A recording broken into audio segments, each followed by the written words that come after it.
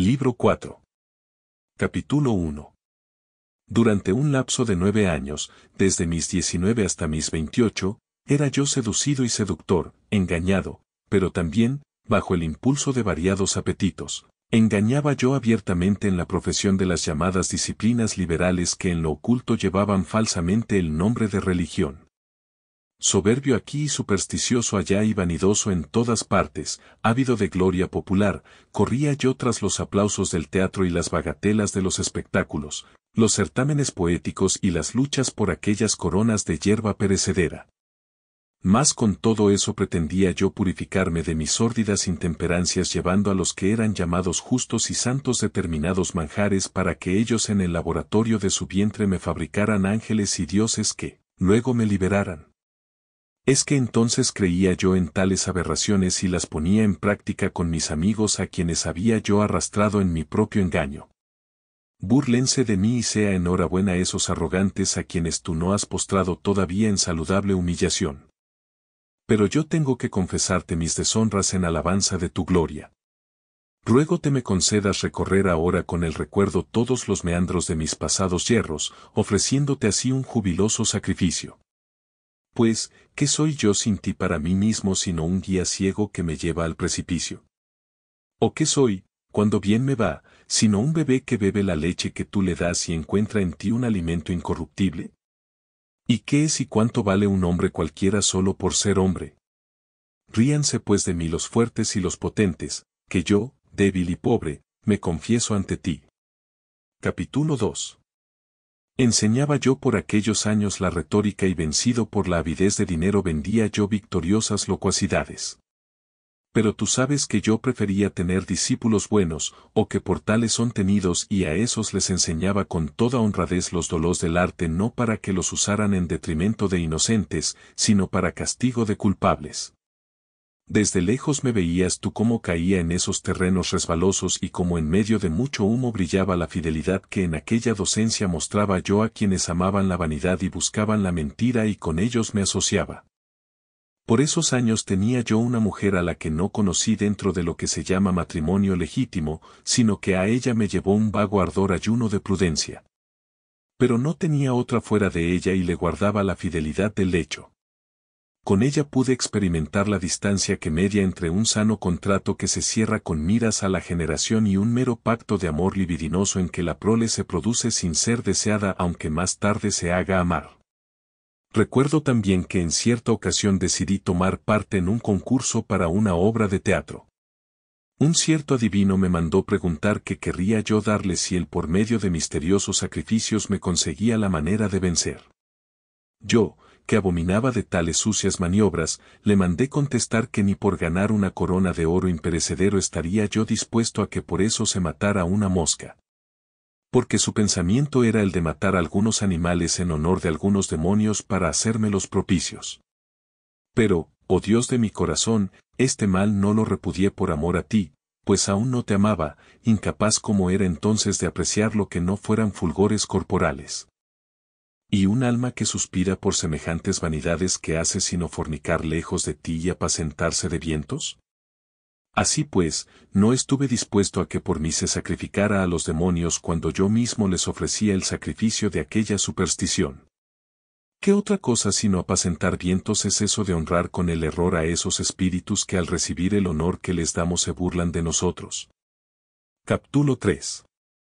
No dejaba yo por aquel entonces de consultar a otros astrólogos planetarios, a esos que llaman matemáticos, porque no se valían de conjuros ni de sacrificios a los espíritus, pero practicaban otra suerte de adivinación, que también se opone a la piedad cristiana.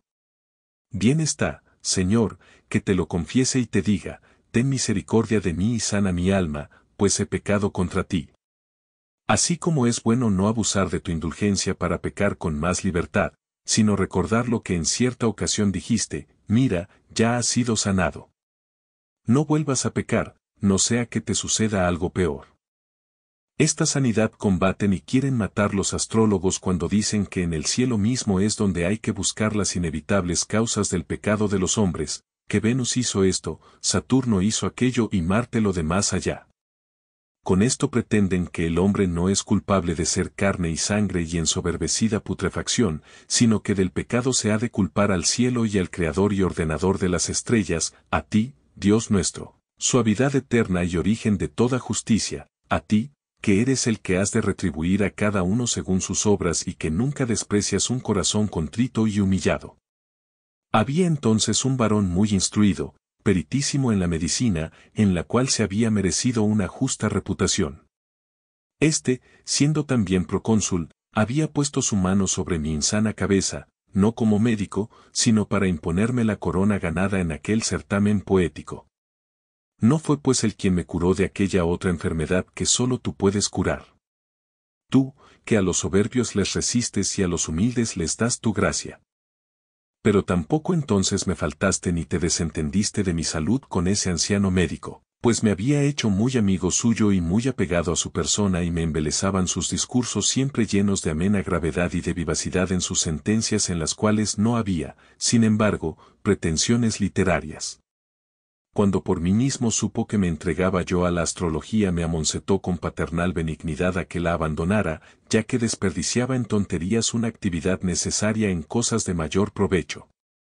Me dijo que él mismo había en sus mocedades aprendido la astrología, hasta pensado en vivir de ella como de su profesión, pues si había podido entender a Hipócrates también podría entender todos esos libros. Sin embargo había dejado eso por la medicina no por otra razón, sino porque había llegado a comprender la enorme falsedad que en ello había y, siendo un hombre honrado, no había querido vivir a costa del engaño de los demás. Pero tú, me dijo, cuentas para tu sustento con el arte de la retórica y te dedicas a estas falacias no por necesidades de tu familia sino solo y libremente por curiosidad. Conviene que me creas cuánto de todo eso te digo yo, que tan a fondo lo estudié y llegué hasta a pensar en ganarme la vida con la astrología. Y como yo le preguntara cómo a veces salen también algunas predicciones de los astrólogos me respondió como pudo que eso es debido a la obra del azar, fuerza difusa por toda la naturaleza. Sucede en ocasiones que de las páginas de algún poeta que canta y pretende una cosa del todo diferente saque quien las consulta a la aventura algún verso que conviene admirablemente con los motivos que dictaron su consulta. No es, entonces, de admirar si alguna vez el alma humana, por un instinto superior y sin saber ella misma lo que le pasa, no por arte alguna sino por mera suerte, produzca una palabra que concuerda con la situación y las preocupaciones del que consulta. Esto me dijo y tú me lo procuraste por su medio, delineando muy bien en mi memoria lo que había yo después de buscar por mí mismo. Pero entonces ni él ni mi carísimo Nebridio, joven bueno y casto que se burlaba también de aquel modo de adivinación, pudieron persuadirme a abandonar la astrología, pues más que su autoridad pesaba en mí la autoridad de los astrólogos y no habría yo encontrado aún una prueba decisiva de que en sus aciertos no tuviera que ver el arte de consultar a las estrellas, sino puramente el azar. Capítulo 4. En aquellos años en que comencé a enseñar en el municipio en que nací me había ganado por la comunidad de los estudios un amigo extraordinariamente querido, de mi misma edad, que florecía conmigo en el verdor de una misma adolescencia. Juntos habíamos crecido, juntos habíamos jugado y asistido a la escuela. Pero todavía no era amigo como lo fue más tarde y ni siquiera entonces lo fue con esa amistad verdadera con que tú aglutinas las almas que viven unidas a ti, por esa caridad difundida en nuestros corazones por el Espíritu Santo que nos ha sido dado. Con todo, esa amistad era dulcísima, inspirada como estaba por el fervor de idénticos ideales. Yo lo había desviado de su fe, que no la tenía ni muy honda ni muy firme hacia aquellas supersticiosas y perniciosas fábulas por las que me lloraba mi madre. Su mente y la mía erraban juntas y yo no podía vivir sin él. Pero tú, el Dios de las venganzas y también de las grandes misericordias, era como si cabalgaras sobre los lomos de dos siervos tuyos que huían de tu lado. De cuán admirables maneras nos conviertes a ti.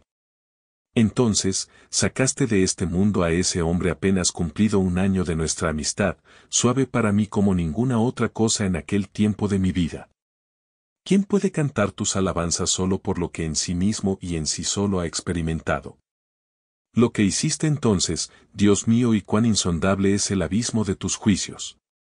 Cayó el enfermo con grandes fiebres y quedó por un tiempo inconsciente y bañado en sudores mortales. Como se temió por su vida, fue bautizado en ese estado de inconsciencia y yo no me preocupé de ese bautismo, con la idea de que su alma habría de retener más bien lo que de mí había aprendido, que no aquello que se le hacía sin que él se diera cuenta. Pero las cosas fueron de otro modo, pues él se recuperó y quedó de nuevo sano. En el primer momento en que pude hablar con él, que fue el primero en que él pudo hablar, pues no me separaba yo de él y dependíamos fuertemente el uno del otro, empecé a ridiculizar aquel bautismo que él había recibido en total ausencia de sí mismo, pero que ya sabía haber recibido. Seguro estaba yo de que me acompañaría en mis burlas, pero él me miró con horror, como a un enemigo y, con una libertad tan admirable como repentina, me declaró que si quería seguir siendo su amigo debía renunciar a hablarle de semejante modo.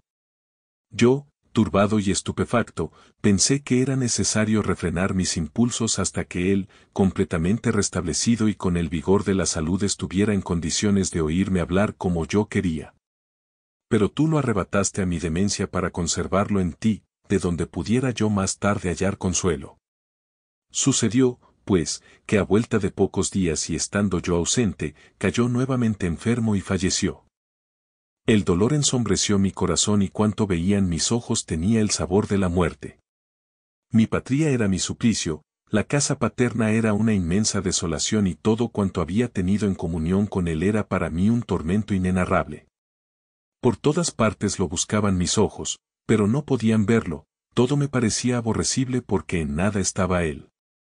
Nadie podía decirme va a volver, como cuando estaba ausente pero existía. Me convertí en un oscuro enigma para mí mismo.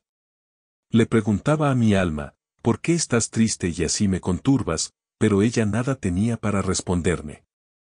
Y si yo le decía, alma, espera en Dios, ella se negaba a obedecerme pues tenía por mejor y más verdadero al hombre que había perdido que no el fantasma en que yo le mandaba esperar.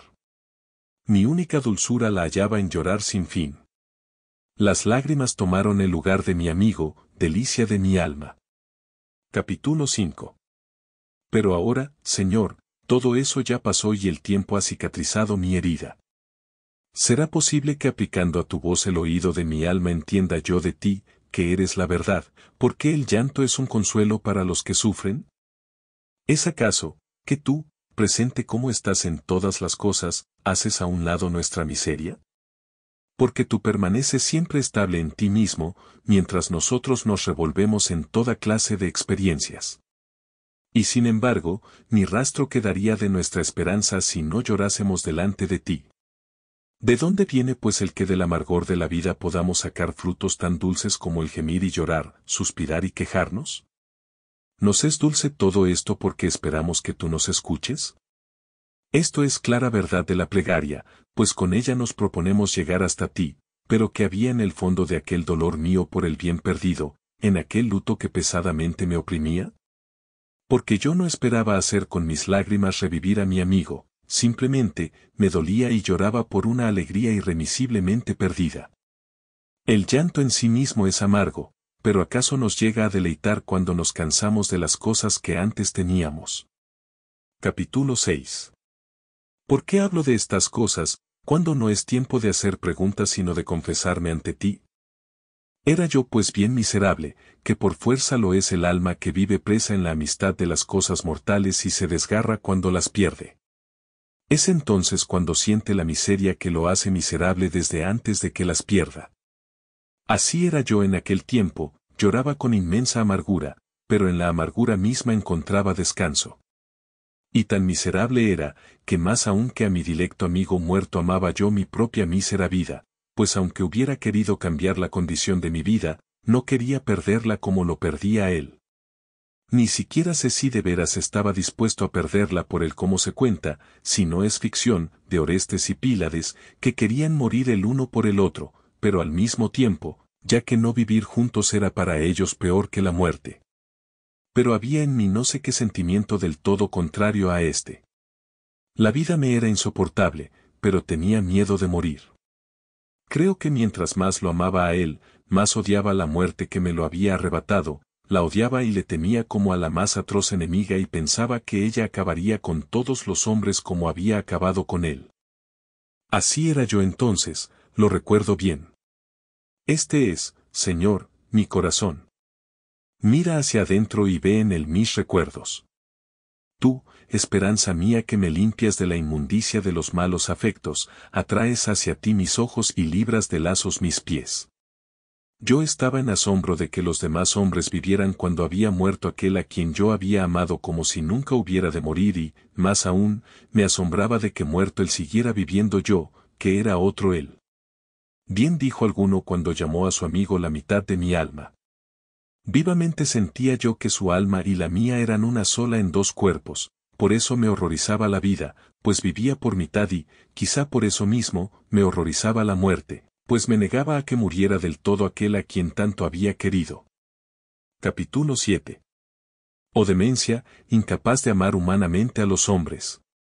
Insensato de mí, que me dejaba llevar sin moderación de las pasiones humanas. Así era yo en aquel tiempo.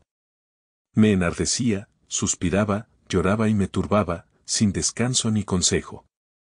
Así iba cargando mi alma destrozada y sangrante, que no se dejaba cargar y yo no sabía en dónde ponerla. Ni en los bosques más amenos, ni en los juegos y los cantos, ni en los olorosos jardines, ni en los brillantes convites, ni en los placeres del lecho, ni en los libros y poemas hallaba reposo.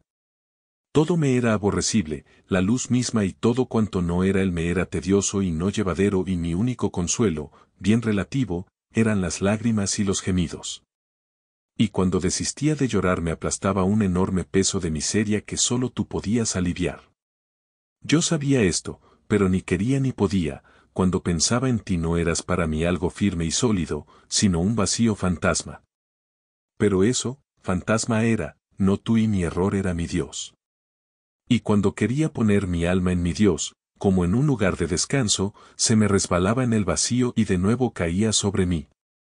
Era yo para mí mismo un lugar de desdicha en el cual no podía estar y del cual no me podía evadir.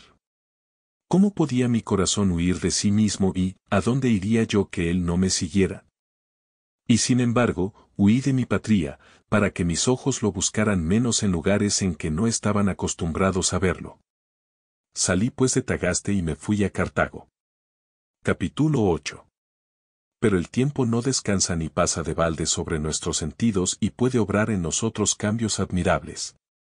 El tiempo venía y pasaba con el sucederse de los días y, al venir y pasar me iba trayendo otras imágenes y otros recuerdos, me devolvía poco a poco a mis primeros deleites y mi dolor iba cediendo.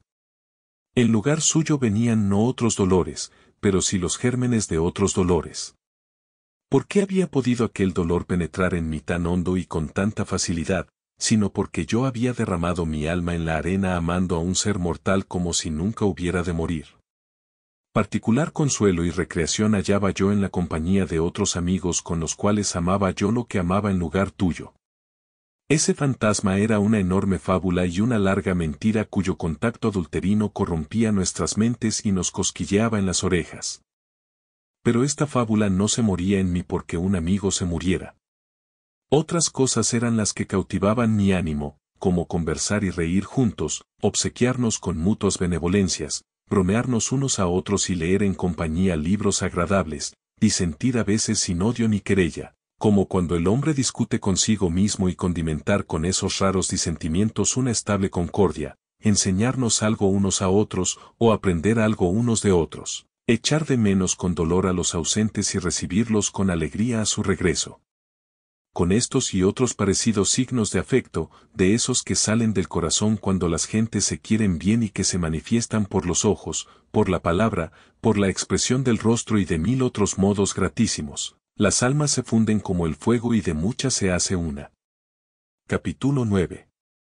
Esto es lo que se ama en los amigos y de tal manera ama que la conciencia se siente culpable cuando no se corresponde el amor con amor, sin buscar del cuerpo del amigo otra cosa que signos de benevolencia. De aquí el luto cuando se muere un amigo, de aquí los sombríos dolores y el corazón empapado en una dulzura que se trocó en amargura y la vida que se perdió en los que mueren es muerte para los que siguen viviendo. Dichoso el que te ama a ti y a su amigo en ti y a su enemigo en ti, pues el único que no pierde a sus seres queridos es el que los quiere y los tiene en aquel que no se pierde. ¿Y quién es ese sino tú, nuestro Dios, el que hizo el cielo y la tierra y los llena, pues llenándolos los hizo? A ti no te pierdes sino el que te abandona. ¿Y el que te deja, a dónde va, a dónde huye sino de ti benévolo a ti enojado? ¿Y en dónde no encontrará tu ley en su propia pena? Pues tu ley es la verdad y la verdad eres tú. Capítulo 10.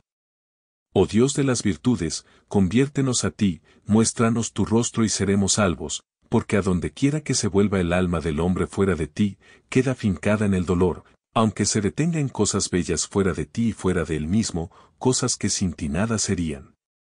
Cosas que tienen su aurora y su ocaso, que al nacer tienden al ser, crecen para perfeccionarse y cuando son perfectas, envejecen y mueren. Todo envejece y perece. Cuando nacen y tienden al ser, mientras más deprisa crecen para ser perfectas, tanto más se apresuran rumbo al no ser. Así es su manera, tanto como eso les diste. Son parte de cosas que no coexisten nunca simultáneamente, sino que sucediéndose unas a otras componen el universo cuyas son las partes. Como en la palabra humana, que consta de signos sonoros, no se completa una frase sino a condición de que las palabras, habiendo dicho lo que les toca, dejen el sitio a las palabras que siguen. Por todo eso te alabe mi alma, oh Dios, creador de todas las cosas. Pero que no se embadurne en ellas con el pegamento del amor de los sentidos corporales. Porque las cosas van rumbo al no ser y despedazan el alma con deseos pestilenciales, pues ella quiere ser lo que ama y descansa en ello. Pero en las cosas no hay permanencia, no son estables, sino fugitivas. Nadie puede seguirlas en su vida con el sentido de la carne, que es lerdo porque es carnal y ese es su modo. Es suficiente para cosas para las cuales fue hecho, pero no lo es para dominar el flujo de las cosas transeúntes desde su debido principio hasta su fin debido. Es en tu verbo, palabra por la cual fueron creadas, donde las cosas oyen su destino, desde aquí comienzan y hasta allí llegarán.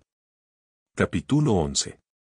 No seas hueca, alma mía, ni permitas que se ensordezca el oído de tu corazón con el tumulto de tus vanidades. Es el verbo mismo quien te llama para que vuelvas a él. Él es el lugar de la paz imperturbable en donde el amor no es abandonado sino cuando él mismo abandona. Mira cómo receden las cosas para dejar el lugar a otras cosas y que así se integre este inferior universo. Pero yo, dice el verbo, no me retiro ni cedo mi lugar. Finca en él tu mansión, alma mía, ahí encomienda todo lo que tienes, aun cuando no sea más que por la fatiga de tanto engaño. Encomienda a la verdad todo lo que de ella has recibido, segura de que nada habrás de perder, florecerá en ti lo que tienes podrido, quedarás sana de todas tus dolencias. Lo que hay en ti de fugaz y perecedero será reformado y adecuado a ti, las cosas no te arrastrarán hacia donde ellas receden, sino que permanecerán contigo y serán siempre tuyas, en un Dios estable y permanente.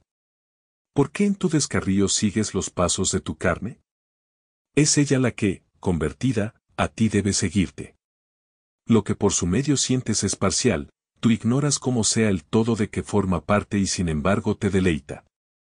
Mas si tu sentido carnal fuese idóneo para conocer el todo, si no hubiera recibido en pena justos límites como parte del universo, bien querrías tú que pasara volando todo cuanto existe para mejor conocer el conjunto, a la manera como mediante un sentido corporal sientes lo que se habla pero no quieres que se detengan las sílabas, sino que vuelen y que vengan otras y así puedas entender lo que te dicen. De este modo son siempre las partes que forman un todo pero no existen al mismo tiempo, mayor deleite causa el todo que no las partes, con tal que puedan todas ser sentidas. Pero mucho mejor que todo cuanto existe es el que todo lo hizo, nuestro Dios y Señor, que no reside y a quien nadie puede suceder. Capítulo 12. Entonces, si te agradan los cuerpos, alaba a Dios por ellos y endereza al artífice tu amor, no sea que en las cosas que a ti te placen a él le desagrades. Pero si te agradan las almas ámalas en Dios, porque ellas también son inestables, pero en Dios se estabilizan y sin él pasan y perecen. Han de ser pues, amadas en Dios. Arrastra hacia él a cuantas puedas y diles, a él y solo a él debemos amar, Él lo hizo todo y no está lejos. Porque no hizo las cosas para marcharse luego, sino las hizo y están en Él. Donde Él está, la verdad adquiere sabor, Él está muy adentro del corazón, pero el corazón se aparta de Él. Volveos, prevaricadores, a vuestro propio corazón y abrazad allí al que os creó. Estad con Él y seréis estables, descansad en Él y vuestro descanso será verdadero. ¿A dónde vais por fragosos caminos? Lo que amáis, de Él procede y no es bueno y suave sino por cuanto a Él se refiere. Pero lo dulce se volverá justamente amargo si se le ama con injusticia, con abandono de aquel que lo creó. ¿A dónde vais pues, una vez y otra vez, por caminos difíciles y laboriosos? Buscad la paz que queréis encontrar, pero la paz no está en donde la andáis buscando. Pues, ¿cómo hablar de una vida feliz cuando ni siquiera es vida? Cristo, nuestra vida, bajó acá para llevarse nuestra muerte y matarla con la abundancia de su vida. Con tonante voz nos llamó para que volviéramos a Él en el secreto santuario de aquel vientre virginal en que Él se desposó con la humana criatura, carne mortal, pero no para siempre mortal, y de ahí, como esposo que sale de su tálamo se llenó de exultación, gigante ansioso de recorrer su camino. Porque no se tardó, sino que corrió, clamando con los dichos, con los hechos, con su muerte, con su vida, con su descenso y su ascenso, que volvamos Él. Y luego desapareció de nuestra vista para que lo busquemos en nuestro corazón y allí lo encontremos. Se fue, pero aquí está. No se quiso quedar largo tiempo con nosotros, pero no nos dejó. Se fue hacia el lugar en que siempre estuvo y que nunca abandonó, porque Él hizo el mundo y estuvo en el mundo, a donde vino para salvar a los pecadores. A Él se confiesa mi alma, para que Él la sane, pues había pecado contra Él. ¿Hasta cuándo, hijos de los hombres, seréis de pesado corazón? ¿No queréis acaso, después de que la vida descendió hasta nosotros, ascender y vivir? Pero, ¿a dónde subís si ya estáis en alto y habéis puesto vuestra boca en el cielo? Descended primero, para poder luego ascender hasta Dios, porque habíais caído al subir contra Él. Diles todo esto, alma mía, para que lloren en este valle de lágrimas y así te los puedas llevar hacia Dios, porque del Espíritu de Dios será lo que digas, si lo dices ardiendo en caridad. Capítulo 13. Todo esto no lo sabía yo entonces, amaba las bellezas de orden inferior, me iba a lo profundo y decía a mis amigos, ¿amamos algo, acaso, que no sea bello? Pero, ¿qué es la hermosura y qué cosas la tienen? ¿Qué es lo que atrae nuestro ánimo hacia las cosas cuando las amamos? Pues si ninguna gracia ni hermosura tuvieran no nos moverían. Bien advertía yo que en los cuerpos se da una integridad en que reside su hermosura, pero algo muy distinto es su aptitud y la decencia con que se acomodan a algo, como los miembros del cuerpo, que se acomodan y proporcionan al todo. Y muchas otras cosas hay que así son. Esta consideración brotó en mi ánimo desde muy hondo y escribí sobre el tema de lo bello y de lo apto 2 o 3 libros, no lo recuerdo con exactitud. Tú, Señor, sabes cuántos fueron, yo no los conservo, pues no sé cómo se extraviaron. Capítulo 14. ¿Qué fue, Dios mío, lo que me movió a dedicar mis libros al renombrado orador romano Yerio, a quien de persona no conocía?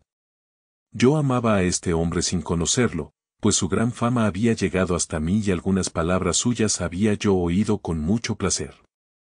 Pero más aún me movía el que otros las hallaran agradable si a él lo ensalzaran con grandes alabanzas, pues se asombraban de que un hombre de Siria como él, formado inicialmente en la lengua griega, hubiera podido luego llegar a la excelencia en la lengua latina. Y a mí me caía muy bien el que fuera tan perito en todo lo relativo al estudio de la sabiduría. De esta manera se ama y se loa a un hombre aún en su ausencia. ¿Será acaso porque el amor pasa de quien alaba a quien oye la alabanza? Por cierto que no, pero el amor de uno enciende el amor en otro. Se ama al ausente porque las alabanzas que se le dedican parecen sinceras y brotadas del corazón, que es siempre el caso cuando alaba el que ama. Era así como amaba yo entonces a los hombres, movido por el juicio de otros hombres y no por el tuyo, Dios mío, en quien nadie se engaña. Y sin embargo, ¿Por qué se alaba a Yerio no como se hace con los aurigas célebres o con los cazadores de fieras famosos y favoritos del pueblo, sino de muy diferente manera, con gravedad, como a mí mismo me hubiera gustado ser alabado?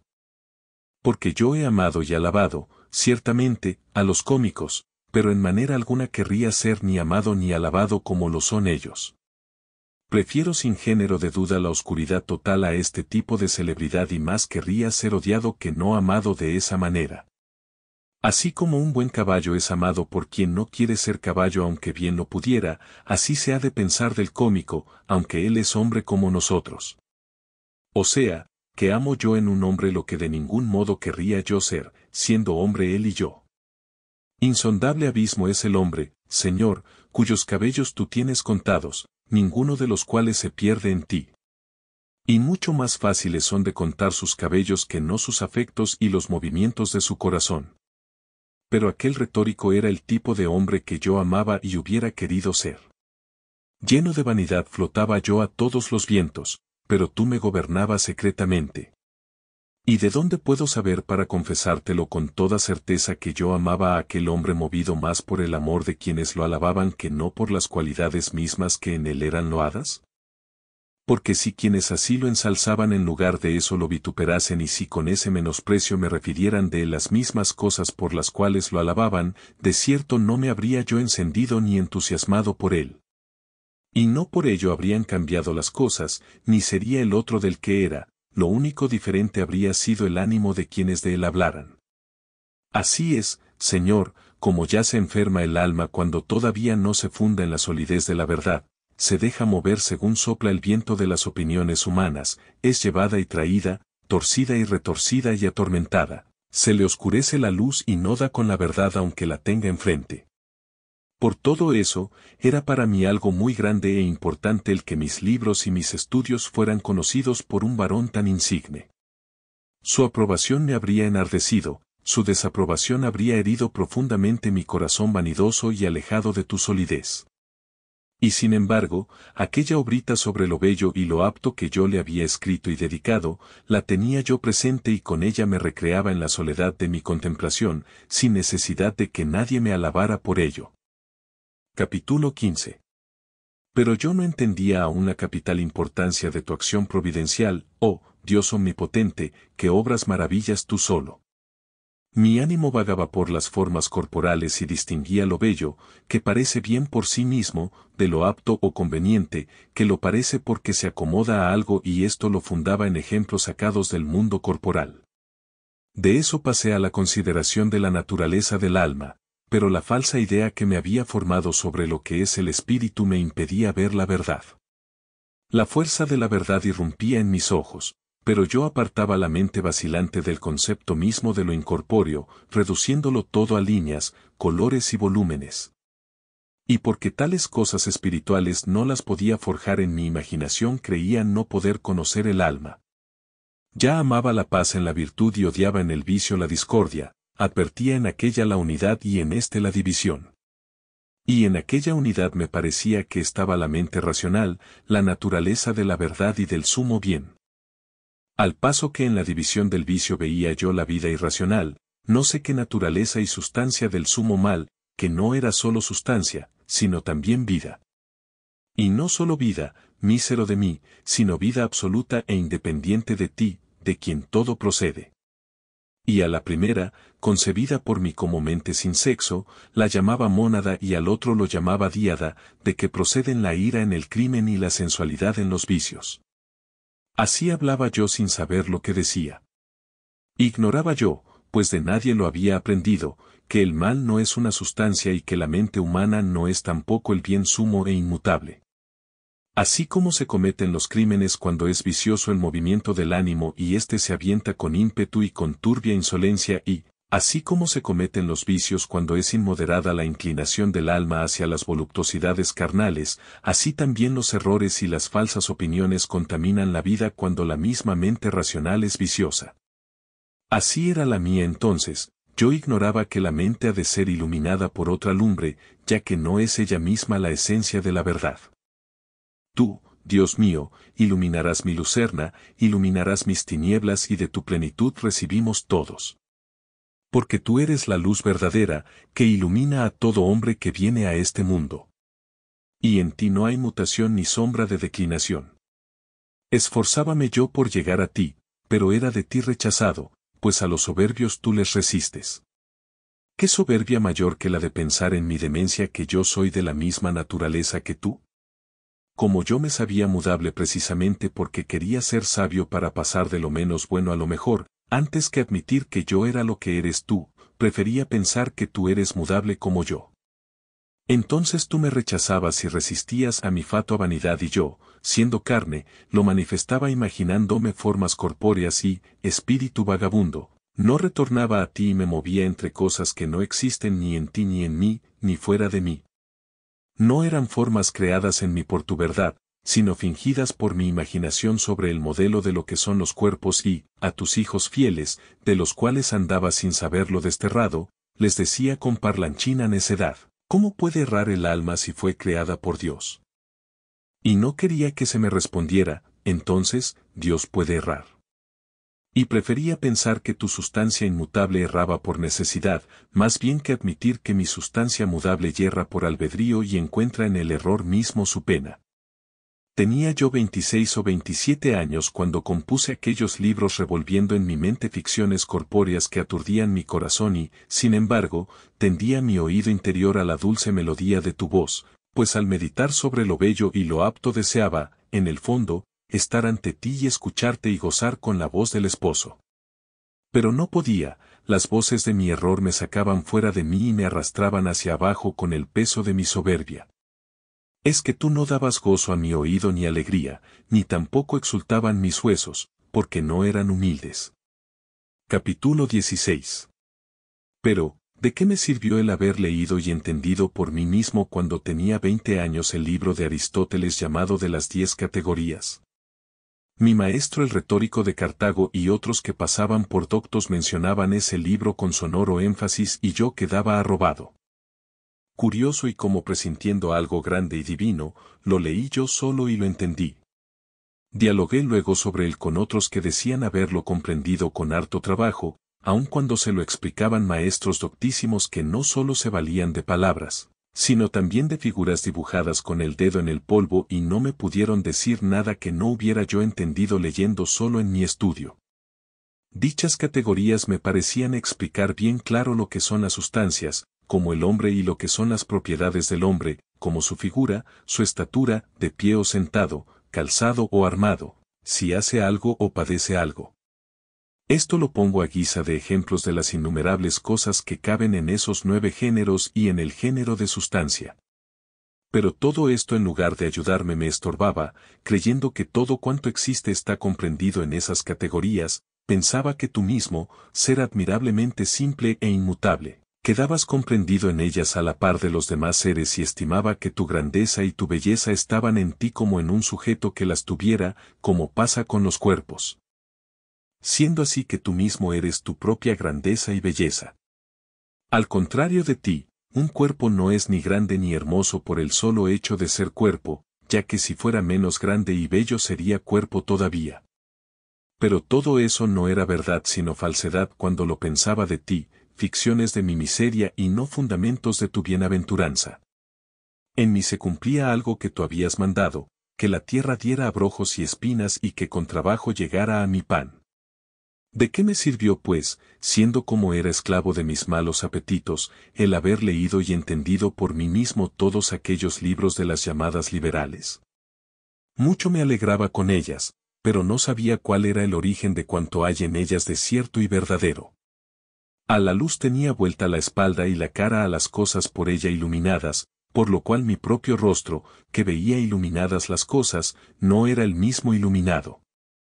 Todo lo que entendí sin mayor trabajo y sin maestro alguno acerca del arte de hablar y de disertar, sobre las dimensiones de las figuras, sobre la música y acerca de los números, lo entendí porque tú, Dios mío, me habías dado el don de un entendimiento vivaz y agudo para discutir, pero siendo dones tuyos no los usaba yo para tu alabanza. Por eso mis conocimientos me resultaban más que útiles, perniciosos. Me empeñé en conservar para mí la mejor parte de mi herencia y no te consagré a ti mis energías, sino que me marché lejos de tu presencia a una región remota para malbaratarlo todo con las meretrices de mis malos apetitos. ¿De qué podía servirme una cosa buena si la usaba mal? Pero de la dificultad con que tropezaban personas estudiosas e inteligentes para entender esas artes no me percataba yo sino cuando me ponía a explicárselas y el mejor de mis discípulos era el que con menor tardanza me podía seguir. Pero, ¿de qué me servía todo eso cuando yo pensaba de ti, mi Señor, que eras un cuerpo inmenso y lúcido y yo una partecita de ese cuerpo? Mucha perversidad era esta, pero así era yo entonces. Ahora no me avergüenzo de invocarte y de confesar las muchas misericordias que tuviste conmigo, ya que no me avergoncé entonces de proferir ante los hombres mis blasfemias y ladrar contra ti. ¿De qué me servía la agilidad de mi ingenio en aquellas disciplinas y comprender sin ayuda de nadie aquellos libros tan difíciles si con sacrílega torpeza erraba yo en la doctrina de la piedad? ¿O qué perjuicio reportaban tus hijos pequeños por tener un ingenio más tardo si no se apartaban de ti y en el nido de tu iglesia pelechaban y nutrían sus alas con el alimento de una fe saludable? Esperemos, Señor, bajo la sombra de tus alas, protégenos y líbranos. Tú llevarás a los párvulos y también a los ancianos encanecidos, pues cuando nuestra firmeza eres tú, es en verdad firmeza, mientras que cuando es solamente nuestra no es sino debilidad. En ti nuestro bien está siempre vivo y cuando de ti nos apartamos, nos pervertimos. Volvamos ya a ti, Señor, para no quedar abatidos. En ti vive siempre y sin defecto nuestro bien, que eres tú mismo y no temeremos que no haya lugar a donde volver por haber nosotros caído de él. Nuestra casa no se derrumba por nuestra ausencia, pues nuestra casa es tu eternidad. Libro 5. Capítulo 1. Recibe, Señor, el sacrificio de estas confesiones por medio de esta lengua que me diste y que citas para que alabe tu nombre. Sana todos mis huesos y digan, ¿quién hay, Señor, que sea semejante a ti? Pues el que se confiesa a ti no te hace saber lo que pasa en él, sino que te lo confiesa. El corazón más cerrado es patente a tu mirada y tu mano no pierde poder por la dureza de los hombres, ya que tú la vences cuando quieres, o con la venganza o con la misericordia, no hay quien pueda esconderse a tu calor. Alábete mi alma, para que pueda llegar a amarte, que te confiese todas tus misericordia y por ellas te alabe. No cesa en tu loor ni calla tus alabanzas la creación entera, ni se calla el espíritu, que habla por la boca de quienes se convierten en ti, ni los animales, ni las cosas inanimadas que hablan por la boca de quienes las conocen y contemplan, para que nuestra alma se levante de su abatimiento hacia ti apoyándose en las cosas creadas y pasando por ellas hasta llegar a su admirable Creador, en quien alcanza su renovación y una verdadera fortaleza. Capítulo 2. Que se vayan y huyan de ti los inquietos y los impíos. Pero tú los ves y los distingues muy bien entre las sombras. Y tu creación sigue siendo hermosa, aunque los tenga a ellos, que son odiosos. ¿Qué daño te han podido causar, o en qué han menoscabado tu imperio, que desde el cielo hasta lo más ínfimo es íntegro y justo? ¿A dónde fueron a dar cuando huían de tu rostro, o en donde no has hallado a los fugitivos? Huyeron de ti para no verte, pero tú sí los veías, en su ceguera toparon contigo, pues tú no abandonas jamás cosas que hayas creado. Siendo injustos chocaron contigo y justo fue que de ellos sufrieran. Quisieron sustraerse a tu benignidad y fueron a chocar con tu rectitud y cayeron abrumados bajo el peso de tu rigor. ¿Es que no saben que en todas partes estás y que ningún lugar te circunscribe y que estás presente también en aquellos que huyen de ti? Conviértanse pues a ti, que te busquen, pues tú, el Creador, no abandonas jamás a tus criaturas como ellas te abandonan a ti. Entiendan que tú estás en ellos, que estás en lo hondo de los corazones de los que te confiesan y se arrojan en ti de cabeza, de los que lloran en tu seno tras de sus pasos difíciles. Tú enjugas con blandura sus lágrimas, para que lloren todavía más y en su llanto se gocen. Porque tú, Señor, no eres un hombre de carne y sangre, eres el Creador que los hiciste y que los restauras y consuelas. ¿Por dónde andaba yo cuando te buscaba?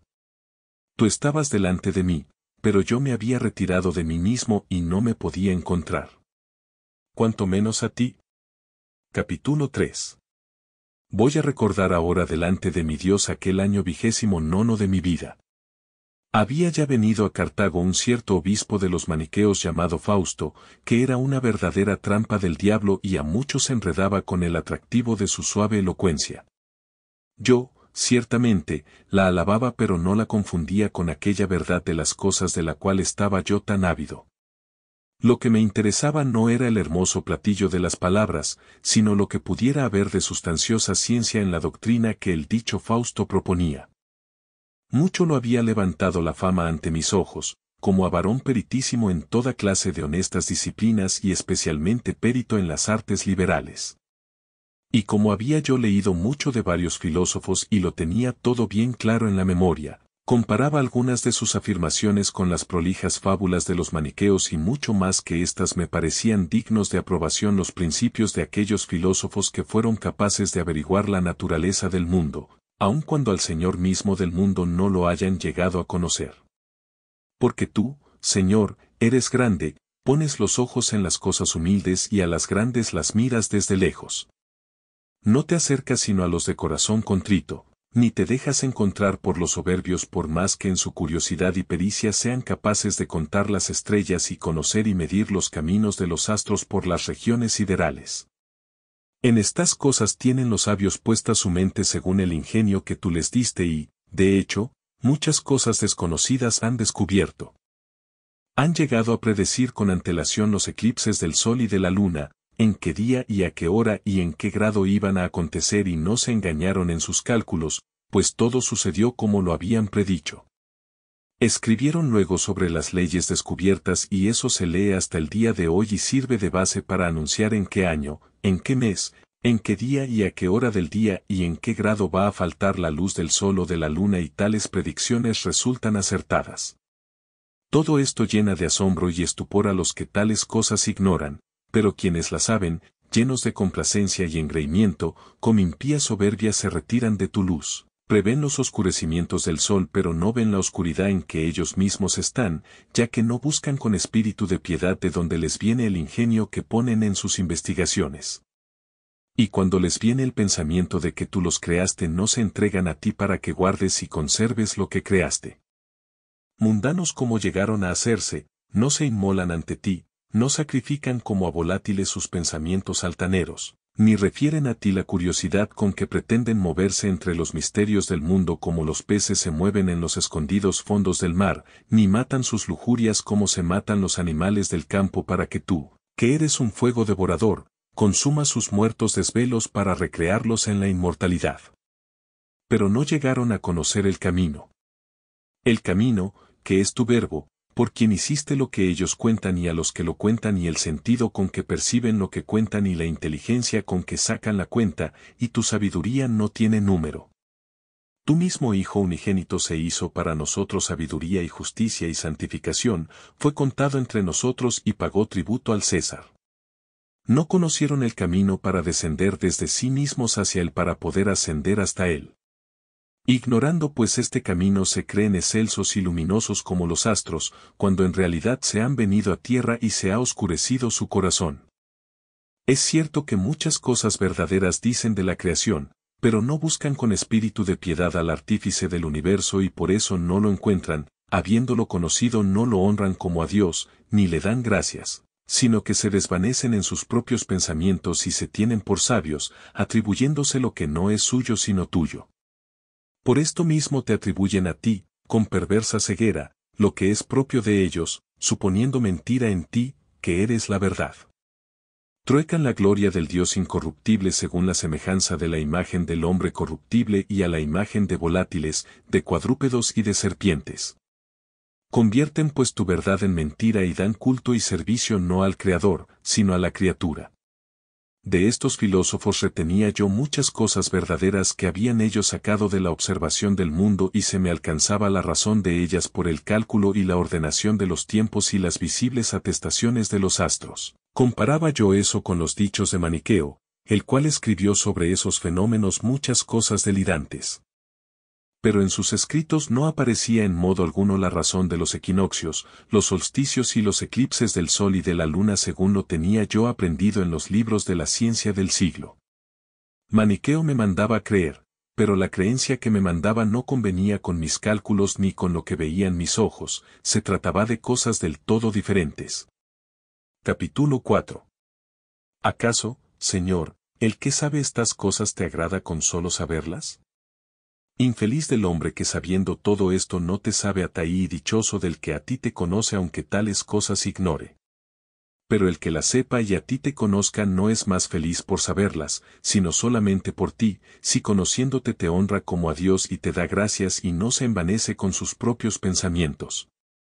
El que posee un árbol y te da las gracias por sus frutos sin saber cuán alto es y cuánto se extienden sus ramas está en mejor condición que otro hombre que mide la altura del árbol y cuenta sus ramas, pero ni lo posee ni conoce ni ama a su Creador y, de manera igual, un hombre fiel cuyas son todas las riquezas del mundo y que sin tener nada todo lo posee, con solo apegarse a ti, a quien sirven todas las criaturas, aunque no conozca los giros de la osa mayor, en mejor condición se encuentra que el que mide el cielo y cuenta los astros y pesa los elementos, pero no se esmera por ti, que todo lo hiciste en número, peso y medida.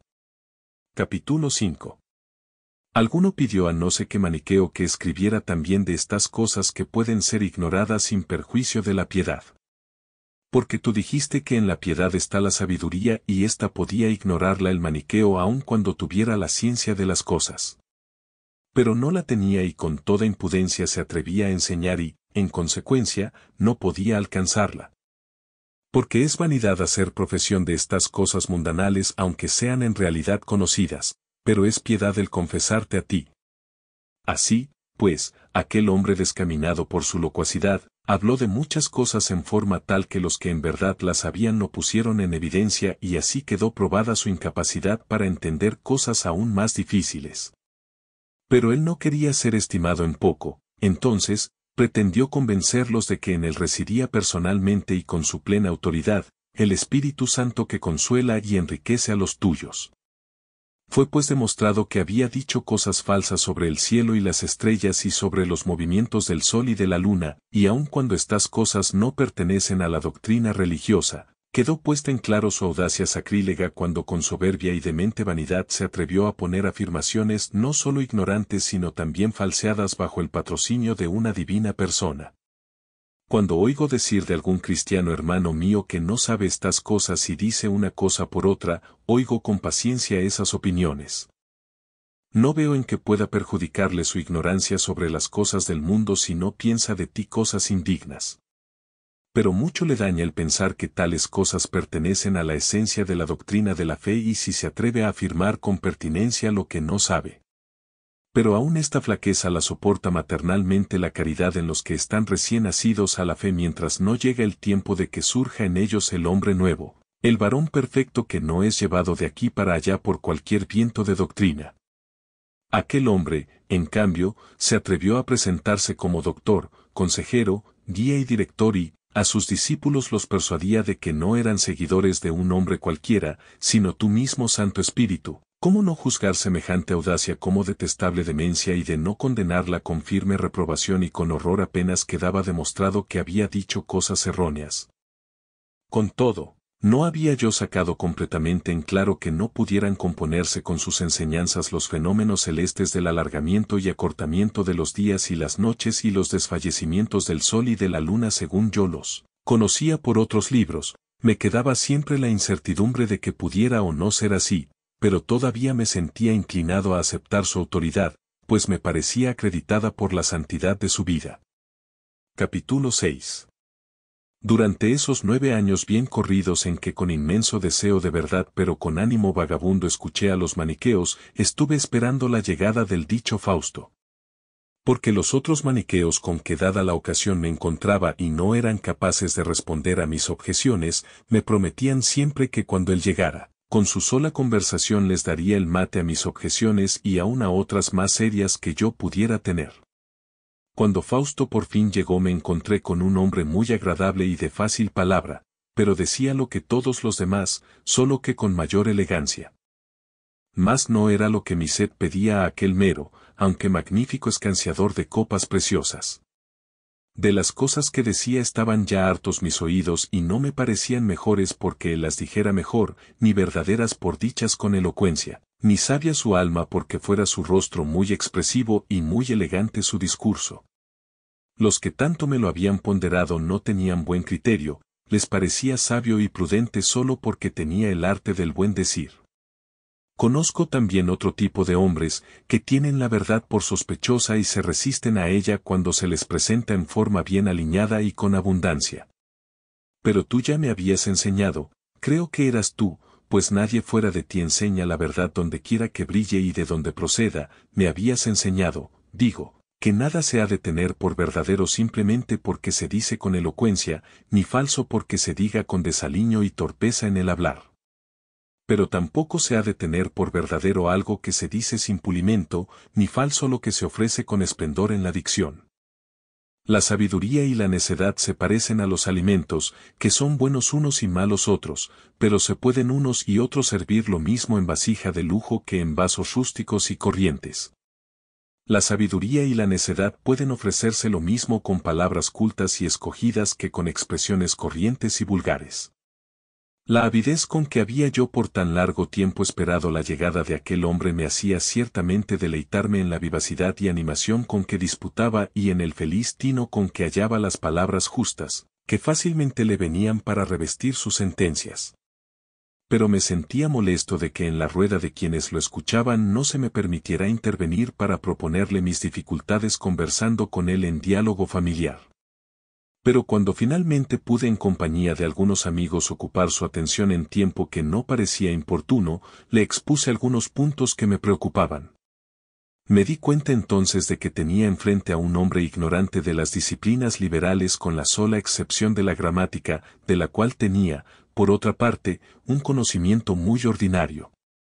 Había leído solamente unas pocas oraciones de Tulio y poquísimos libros de Séneca, algunos libros poéticos y los de su propia secta, cuando sucedía que estuvieran escritos en buen latín. Le ayudaba también el cotidiano ejercicio de hablar, que le daba una fluida elocuencia tanto más seductora cuanto que sabía muy bien gobernar su talento con un donaire natural. Es así como lo recuerdo.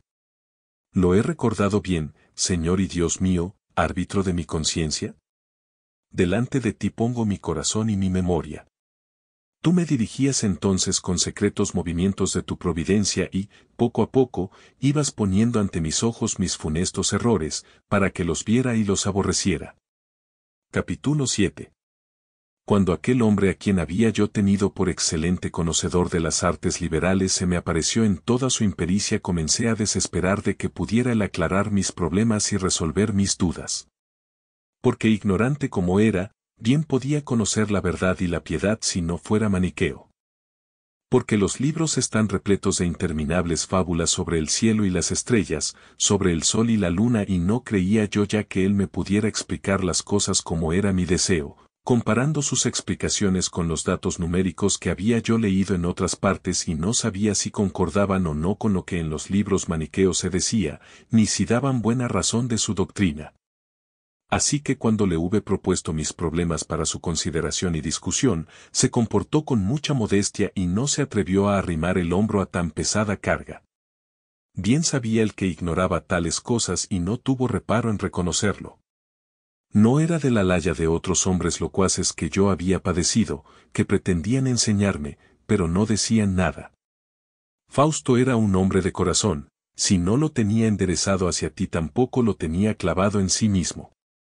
No era del todo inconsciente de su impericia y no quiso exponerse temerariamente a disputar y meterse en una situación de la que no pudiera salir ni tampoco retirarse honorablemente, y en eso me gustó sobremanera. Porque más hermosa que cuanto yo deseaba conocer es la temperancia de un hombre de ánimo sincero, y yo lo encontraba tal en todas las cuestiones más sutiles y difíciles. Rota así la ilusión que yo tenía por los estudios maniqueos y desesperando por completo de sus otros doctores cuando, para las cuestiones que me agitaban, me había parecido insuficiente el más prestigioso de todos ellos, comencé a frecuentarlo en otro terreno.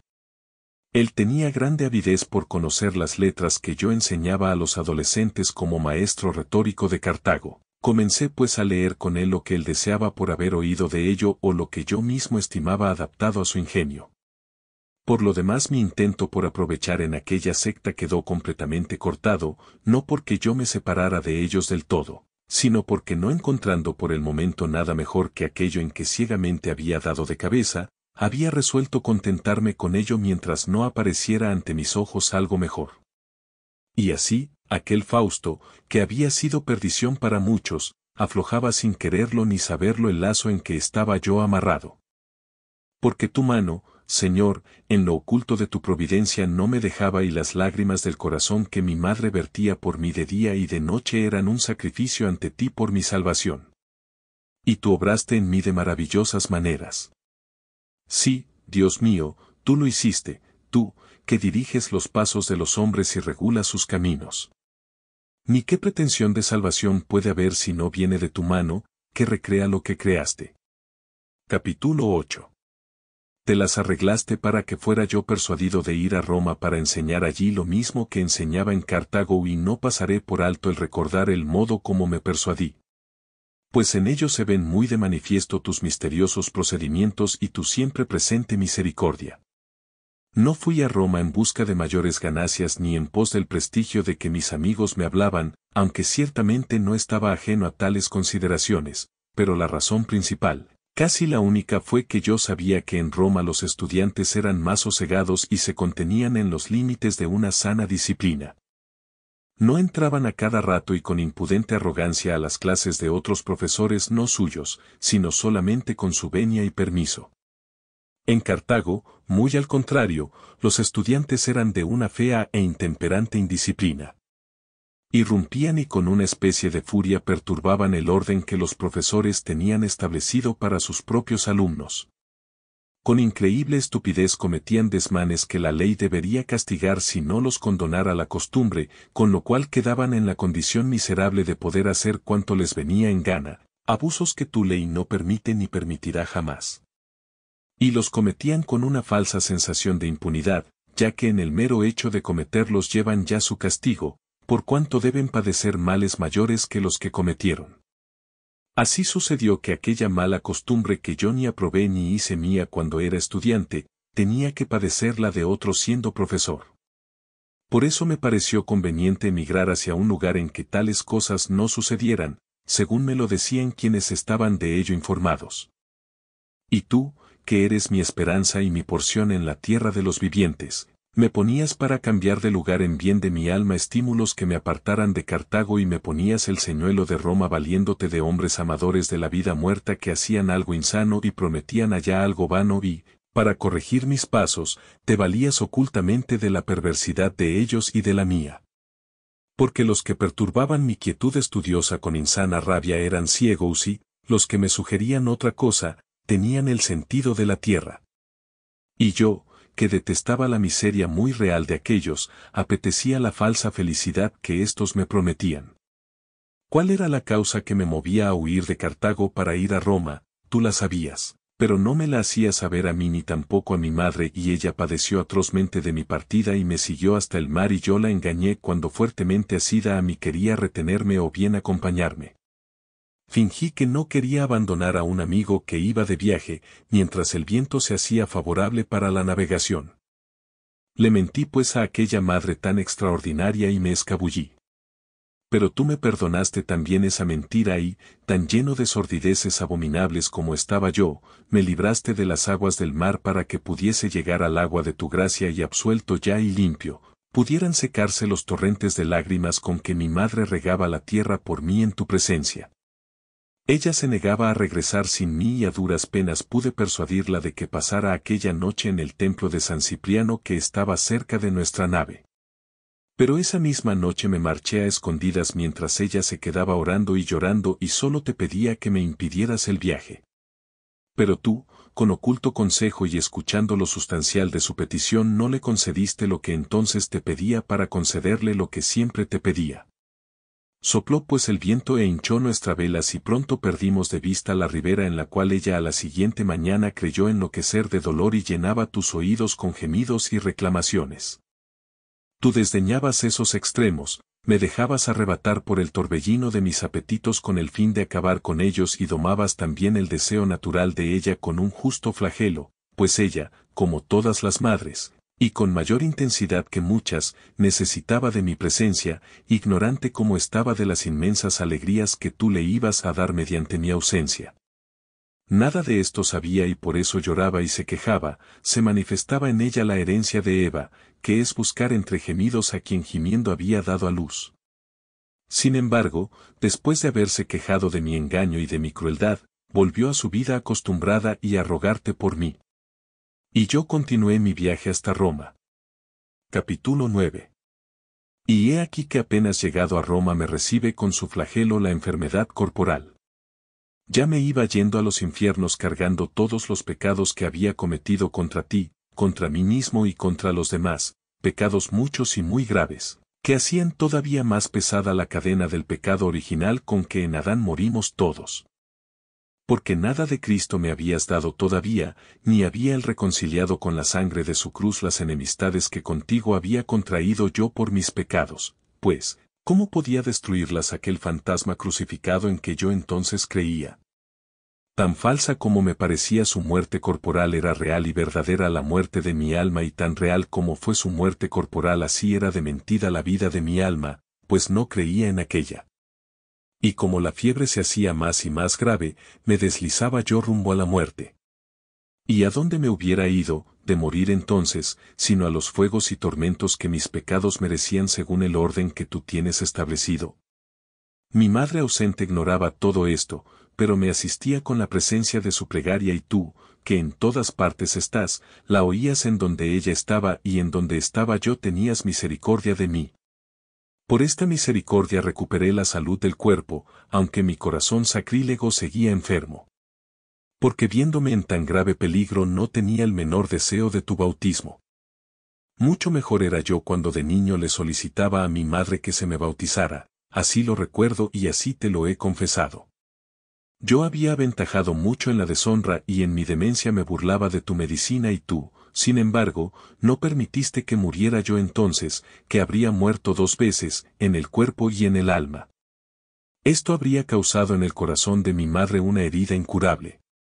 Lo digo porque no he ponderado cuál conviene el afecto sin medida que por mí sentía y con el cual engendraba en el espíritu al hijo que había alumbrado según la carne. No comprendo cómo hubiera podido sobrevivir si la noticia de mi muerte la hubiera herido entonces en pleno corazón. ¿Qué habría sido entonces de aquellas plegarias tan grandes y tan ardientes que no conocían descanso alguno? ¿En dónde estarían, pues no había para ellas otro lugar fuera de ti? Pero, ¿cómo podías tú, el Dios de las misericordias, despreciar el corazón contrito y humillado, sal, de una viuda sobria y casta que hacía abundantes limosnas y servía obsequiosamente a tus siervos? Que no se quedaba un solo día sin asistir al santo sacrificio y que diariamente, por la mañana y por la tarde visitaba tu casa y no para perder el tiempo en locuacidades de mujeres, sino para escuchar tu palabra y que tú escucharas sus preces? ¿Cómo podía ser que tú desoyeras y rechazaras las lágrimas de la que no te pedía oro ni plata ni bien alguno volátil sino la salud espiritual de su hijo, que era suyo porque tú se lo habías dado? No, mi Señor. Bien al contrario, le estabas siempre presente y la escuchabas, ibas haciendo según su orden lo que habías predestinado que ibas a hacer. Lejos de mí la idea de que la hubieras engañado en aquellas visiones y en aquellas respuestas que le diste y que ya conmemoré y otras que no he recordado. Palabras tuyas que ella guardaba fielmente en su corazón y que te presentaba en su oración como documentos firmados de tu propia mano. Tanta así es, Señor, tu misericordia, que te dignas de ligarte con tus promesas y te conviertes en deudor de la criatura a quien le perdonas todas sus deudas. Capítulo 10. De aquella enfermedad me hiciste volver a la vida y salvaste al hijo de tu sierva para que pudiera más tarde recibir otra salud mucho mejor y más cierta. Y en Roma me juntaba yo todavía con aquellos santos falsos y engañadores y no solo con los simples oyentes de cuyo número formaba parte el dueño de la casa en que estuve enfermo, sino que también oía y servía a los elegidos. Todavía pensaba yo que no somos nosotros los que pecamos, sino que peca en nosotros no sé qué naturaleza distinta y mi soberbia sentía complacencia en no sentirse culpable ni confesarse tal cuando algo malo había yo hecho. Porque todavía no habías tú puesto una guarda a mi boca ni puerta de comedimiento a mis labios para impedirme la palabra maliciosa y que mi corazón se excusara de los pecados junto con hombres obradores de la iniquidad.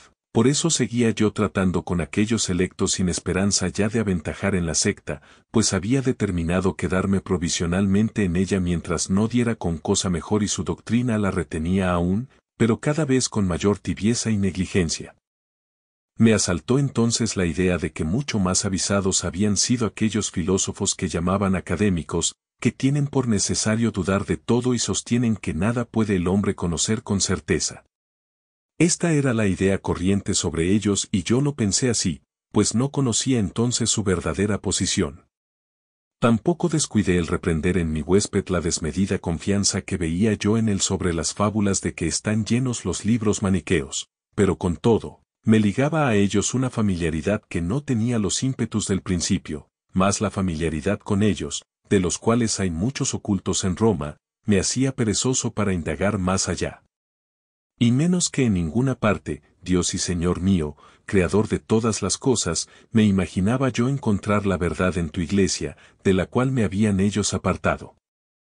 Muy torpe cosa me parecía el creer que tú hubieras tomado una forma corporal ajustada a los lineamientos del cuerpo humano y, como cuando quería pensar en Dios, no podía pensarlo sino como una mole corporal, ya que era para mí imposible concebir la realidad de otra manera y en esto solo estaba la causa inevitable de mi error. De aquí que creyera yo con los maniqueos que tal es la sustancia del mal, que tenía o bien una mole negra, espesa y deforme que hilas llaman tierra, o bien una masa tenue y sutil como la del aire, una especie de espíritu maligno que según ellos rastrea sobre esa tierra. Y como la piedad más elemental me prohibía pensar que Dios hubiera creado ninguna cosa mala, ponía yo frente a frente dos moles o masas, infinitas las dos, pero amplia la buena y más angosta la mala y de este pestilencial principio se seguían los otros sacrilegios.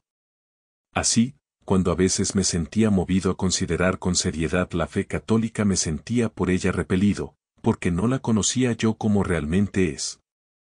Oh Dios, cuyas misericordias confieso de corazón. Más piedad veía yo en creerte infinito en todas tus partes que no limitado y terminado por las dimensiones del cuerpo humano, aunque por el mero hecho de poner frente a ti una sustancia mala me veía obligado a pensarte finito, contenido y terminado en una forma humana. Y mejor me parecía pensar que tú no habías creado ningún mal, por cuanto mi ignorancia concebía el mal como algo sustantivo y aún corpóreo. No podía mi mente concebirlo sino a manera de un cuerpo sutil que se difundiera por todos los lugares del espacio. Mejor me parecía esto que no pensar que procediera de ti lo que yo creía que era la naturaleza del mal.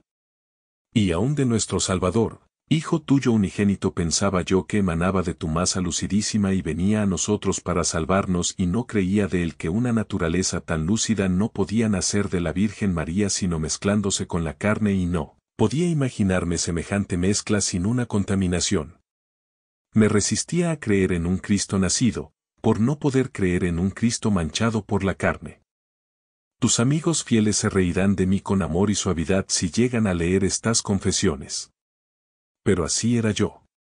Capítulo 11.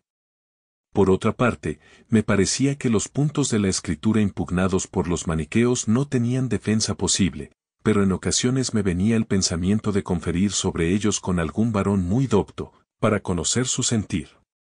Ya desde que enseñaba en Cartago me habían hecho impresión los sermones y discursos de un cierto Elvidio que hablaba y disertaba contra los maniqueos, pues decía sobre las Escrituras cosas que parecían irresistibles y contra las cuales me parecían débiles las respuestas de los maniqueos. Tales respuestas, además, no las daban fácilmente en público. Más bien nos decían a nosotros en secreto que los textos del Nuevo Testamento habían sido adulterados por no sé quién que estaba empeñado en introducir en la fe cristiana la ley de los judíos. Pero nunca mostraban para probarlo ningún texto incorrupto de las Escrituras. Por lo que a mí se refiere, siendo como era incapaz de concebir otras cosas que seres materiales, me sofocaban y oprimían con su pesada mole aquellas dos masas infinitas tras de las cuales anhelaba yo, pero no podía respirar el aire puro y delgado de tu verdad. Capítulo 12. Con mucha diligencia comencé pues en Roma lo que me había llevado a ella, la enseñanza del arte de la retórica.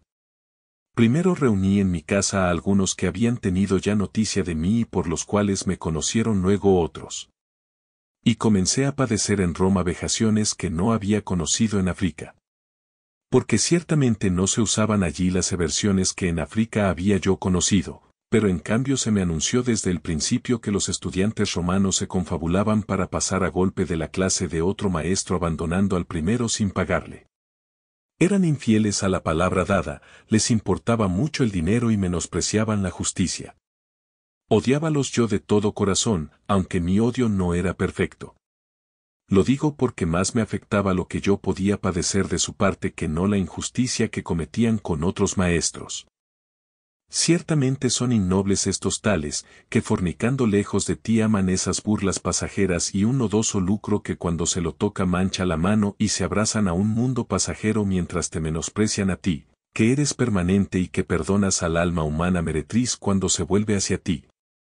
Y aún ahora detesto a esos tales perversos y descarriados, aunque los amo en el deseo de que se corrijan y que prefieran la ciencia que aprenden, al dinero con que la pagan y que más que a ella te estimen a ti, oh Dios, que eres verdad y superabundancia de bien cierto y de castísima paz. Pero entonces no quería yo que fueran malos por consideración de mi propio interés y para nada pensaba que fueran buenos para gloria de tu nombre. Capítulo 13. Fue entonces cuando Símaco, prefecto de Roma, recibió de Milán una solicitud para que enviara allá a un maestro de retórica, a quien se le ofrecía a costa del erario público todo cuanto necesitara para su traslado. Yo, valiéndome de aquellos amigos míos ebrios de la vanidad maniquea y de los cuales ansiaba yo separarme sin que ni yo ni ellos lo supiéramos, me propuse al prefecto para pronunciar en su presencia una pieza oratoria, para ver si le gustaba y era yo el designado. Lo fui y se me envió a Milán, en donde me recibió tu obispo Ambrosio, renombrado en todo el orbe por sus óptimas cualidades. Era un piadoso siervo tuyo que administraba vigorosamente con su elocuencia la grosura de tu trigo, la alegría de tu óleo y la sobria ebriedad de tu vino. Sin que yo lo supiera me guiabas hacia él para que por su medio llegara yo, sabiéndolo ya, hasta ti. Me acogió paternalmente ese hombre de Dios y con un espíritu plenamente episcopal se alegró de mi viaje. Y yo empecé a quererlo y a aceptarlo. Al principio no como a un doctor de la verdad, pues yo desesperaba de encontrarla en tu iglesia, sino simplemente como a un hombre que era amable conmigo. Con mucha atención lo escuchaba en sus discursos al pueblo. No con la buena intención con que hubiera debido, sino para observar su elocuencia y ver si correspondía a su fama, si era mayor o menor de lo que de él se decía. Yo lo escuchaba suspenso, pero sin la menor curiosidad ni interés por el contenido de lo que predicaba. Me deleitaba la suavidad de su palabra, que era la de un hombre mucho más docto que Fausto, aunque no tan ameno ni seductor en el modo de decir. Pero en cuanto al contenido de lo que el uno y el otro decían no había comparación posible. Fausto erraba con todas las falacias del maniqueísmo, mientras que Ambrosio hablaba de la salvación de manera muy saludable. La salvación, empero, está siempre lejos de los pecadores como lo era yo entonces y, sin embargo, se acercaba a mí sin que yo lo supiera. Capítulo 14. Me quedaba todavía una frívola desesperación al pensar que el camino hacia ti está cerrado al hombre y en esta disposición de ánimo no me preocupaba por aprender lo que él decía y solo me fijaba en el modo como lo decía. Y sin embargo, llegaban a mi alma envueltas en las bellas palabras que apreciaba las grandes verdades que despreciaba y no podía yo disociarlas. Y mientras abría mi corazón para apreciar lo bien que enseñaba las cosas, me iba percatando muy poco a poco de cuán verdaderas eran las cosas que enseñaba. Gradualmente fui derivando a pensar que tales cosas eran aceptables. Respecto a la fe católica pensaba antes que no era posible defenderla de las objeciones de los maniqueos, pero entonces creía ya que podía aceptarse sin imprudencia, máxime cuando tras de haber oído las explicaciones de Ambrosio una vez y otra y muchas más, me encontraba con que él resolvía satisfactoriamente algunos enigmas del Antiguo Testamento entendidos por mí hasta entonces de una manera estrictamente literal, que había matado mi espíritu. Y así, con la exposición de muchos lugares de esos libros comenzaba yo a condenar la desesperación con que creía irresistibles a los que detestaban la Escritura y se burlaban de los profetas. Y sin embargo, no por el hecho de que la fe católica tenía doctores y defensores que refutaban con abundancia y buena lógica las objeciones que le eran contrarias, me sentía yo obligado a tomar el camino de los católicos, pues pensaba que también las posturas contrarias tenían sus defensores y que había un equilibrio de fuerzas. La fe católica no me parecía vencida, pero tampoco todavía victoriosa. Me apliqué entonces con todas mis fuerzas a investigar si había algunos documentos ciertos en los cuales pudiera yo encontrar un argumento decisivo contra la falsedad de los maniqueos. Pensé que si llegaba yo a concebir una sustancia espiritual con solo eso quedarían desarmadas sus maquinaciones y yo las rechazaría definitivamente. Pero no podía conseguirlo.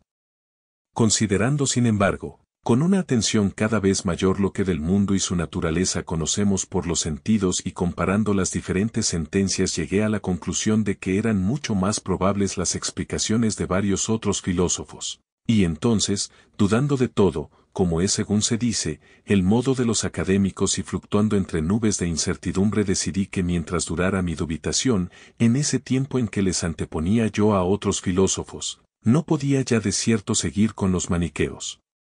Pero aún a tales filósofos me negaba yo a confiarles la salud de mi alma, pues andaba aún bien lejos de la doctrina saludable de Cristo. En consecuencia resolví quedarme como catecúmeno en la Iglesia Católica, la que mis padres me habían recomendado, mientras no brillara a mis ojos alguna luz cuya certeza me diera seguridad.